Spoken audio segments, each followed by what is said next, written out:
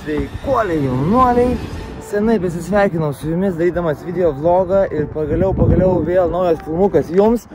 Esu labai geroj večikiai, aukštoj, gražioj, labai pasilgau jūsų, labai džiaugiuosi galėdamas padaryti vėl jums vlogą, pafilmuoti gerų kadrų ir padaryti šuolį iš mūsų mylimos gražios lietuvėlės.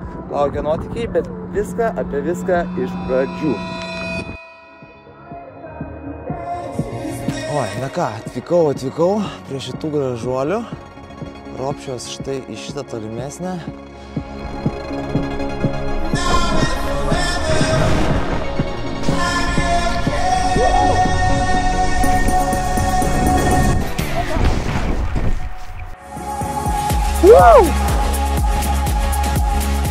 Aštrus šuoliukas!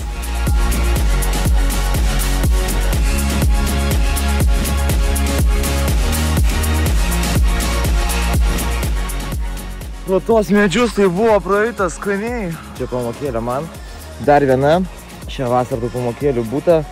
Kojos pasukiotas, bet viskas tvarkoj. Vėl šokinėjau.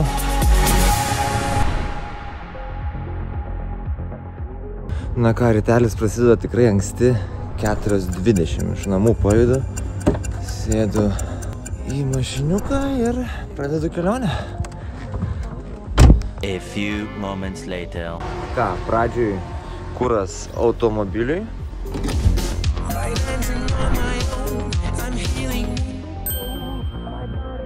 Ką, ir šiek tiek kuro Martinukui.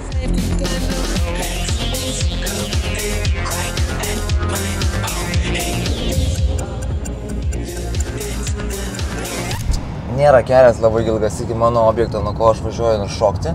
Tai tokia bus smagi antenėlė, bet nesivizduoju savęs vairuojant be audio knygų. Iš karto sakau, kad čia ne integracija, ne reklama, tiesiog noriu šautautą ir padėką išreikšti Aurimui, kuris sukūrė audioteką ir kasdieną dirba, leidžia naujas knygas. Be jo negalėčiau tiek knygų perskaityti, net neatrodo tikriausiai savo pasirinkimais pats intelektualiausias žmogus, bet stengiuosi per metus apie 50 knygų perskaityti. Aišku, 50-50, 5% perskaitau, 5% perklausau ir būtent dėka audiotekos sugebu tiek knygų susileisti. Dar kartelį žiauriai ačiū. Oi, na ką, atvykau prie šitų gražuolių. Ropšiuos štai į šitą tolimesnę. Pabiškį link antenos einu. Pat yra norisi padėkoti draugams, kurie manimi rūpinasi. Matukui, kuris NOX brandą turi ir mane aprengia labai mielai ir jaukiai. Tai norisi nusiųsti šiek tiek meilės jam. Taip pat šiokia tokį projektėlį užsuksiu ir padarysiu savo draugams iš Red Bulliuko. Su tokia įdomia akcija, atrakcija jie organizuoja, vadinasi No Excuses ir ten visokiausiuose nepatogiausiuose situacijose žmonės geria Red Bullį, pavyzdžiui, driftindami ir panašiai.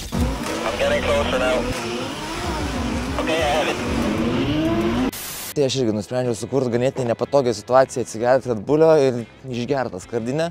Tokį rilisiuką susukti. Tai čia iš tikrųjų bandau vienu šūviu nušauti ne vieną zuikį, pafilmuoti visiems kontentuko, antenytę. Tai šitą šuolį esu šičia šokęs labai daug kartų, taip pat šuolis nelabai ir jaudina, nekelia daug streso, kažkiek aišku visą laiką jo yra. Čia gal 16 šuolių esu padaręs nuo šitos antenos.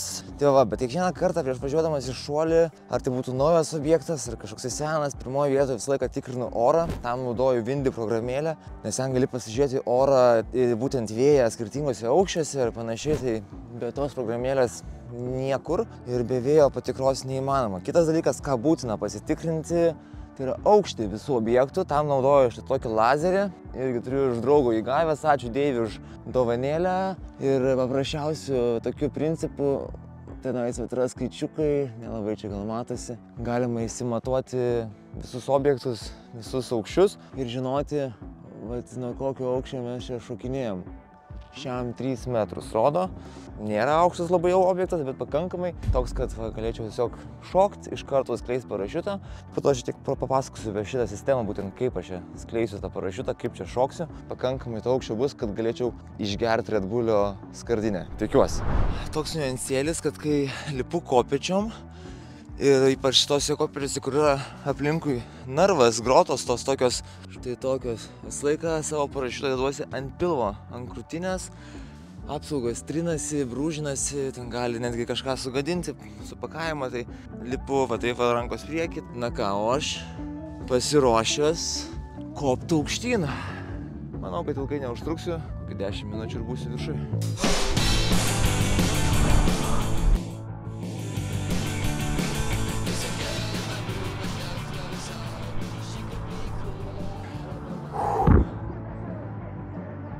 Vaizdelį tai pasakiški.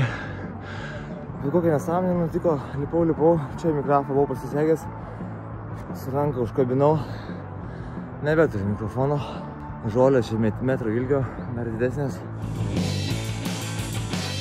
Įkrito, naisiu bandyti ieškoti nusileidęs, bet daug vilčių nededu.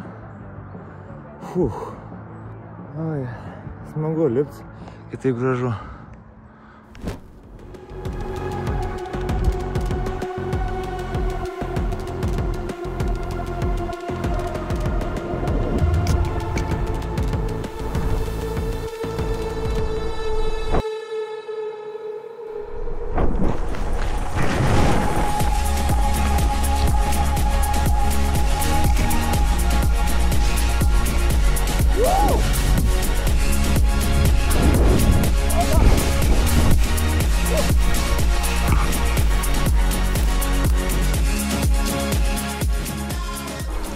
Spicy one. Fuck me. Wow. Aštrus šuoliukas. Pro tos medžius tai buvo praeitas skaniai, artimai. Bet Red Bullį tai sugėriau. Noks irgi padėjo. Nok neapleido, nes tikrai šilta. Buvo pats tas. Kažką čia jau pezu beleką. Belenkai rankytės dreba, stresas. Close call. Jo, biški užlipus pastebėjau, kad virš apačioj štilekas nulis vėjo. Viršui pučia, nu ir spėkit, kaip pučia, tiesiai į veidą. Net labai lengvas vėjelis, kuris nedavė eiti į priekį, dėl to pro tos medžius taip praėjau, tip top, kojytėm paspardžiau, aštriai, smagiai.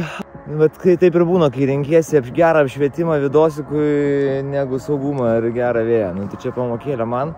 Dar viena, šią vasarą tų pamokėlių būta. Kojos pasukiotas, bet viskas tvarkoj, vėl šokinėjau. Jo, reikia susirinkti manatkės, dabar turiu tokį maišą atsinešęs, viską sukrausiu. Ir reisiu ieškoti mikrofono. Primeskit, nu kaip taip į tokias žolės pamest. Be šansų čia kažką rasti, bet tikiuosi rasiu.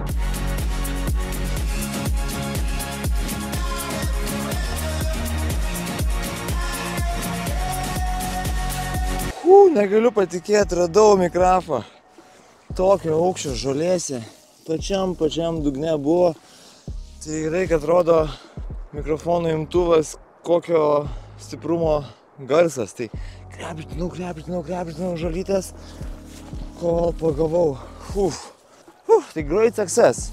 Išgyvenau, radau mikrofą, gražus apšvietimas, gražus kadrai. Tikiuosi gavus, dar nemačiau, ką ten su action kamera nufilmavau, su Insta3 filmuoju. Nauja, 5. Taipogi ačiū Deiviui, mano didžiausias sponsorius, kuris man visko čia duoda, visokių gadgetų. Draugelis parašiutininkas, tai myliu tave, linkėjimai seniukai. Čiūju viskas, žinokit, toks trumpas vlogelis gavosi. Ir tiek, tai tikiuosi, jeigu patiks, jeigu žiūrėsit, bus fainai, palaikinkit, pasidalinkit su draugais ir tada pakursiu daugiau filmukų iš Lietuvos. Gaila visokiausius spicy kadrų negaliu rodyti, kur šokinėjau nelegaliai, bet va tokių, kur nieks nežino kur, nors manau visi suprantat, kur aš esu, ne? Tokių galiu pakelt. Čiau, pakau, susitiksim kažkur, kažkada neišvengiamai. Bučkis, myliu, bučiuoju, ate.